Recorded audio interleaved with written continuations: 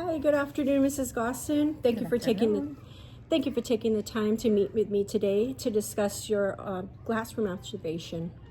You did your needs assessment before the pre-observation, which prepared us to decide which area of focus we wanted to focus on the CSTP.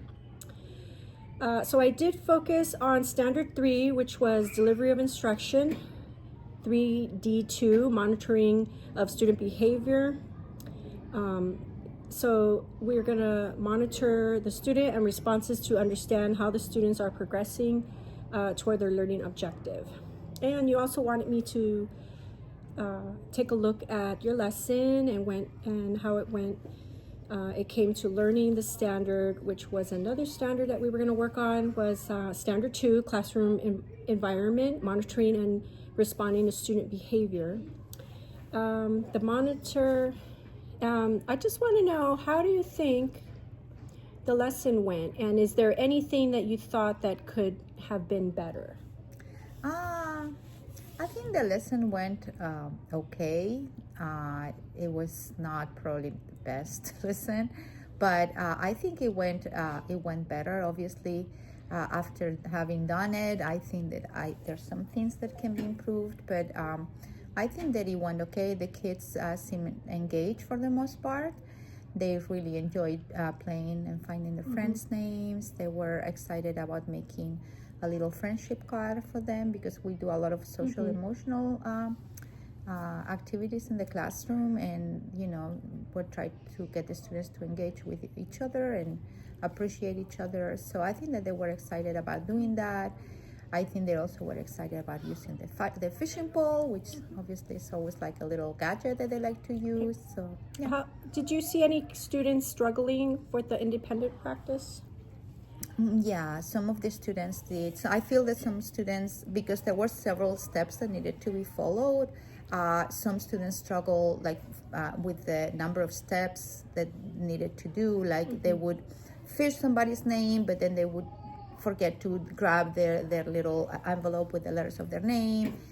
Some students needed a lot of help, like spelling their friends' names, because they still don't know all their letters. Okay. And some friends needed help, like just writing the letters with letter formation. So I gave them like one-to-one assistance. That's a great reflection. I noticed that there was some strong student engagement, particularly during the guided instruction.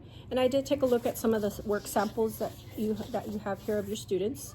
And I did notice some did not finish the assignment. So can you elaborate on the challenges you observed with the independent practice of some of the students that didn't finish? Yeah, well, some especially students who had a difficult time finding the match from the name to the envelope. There was, like, in the pocket chart, they took a while to find the match.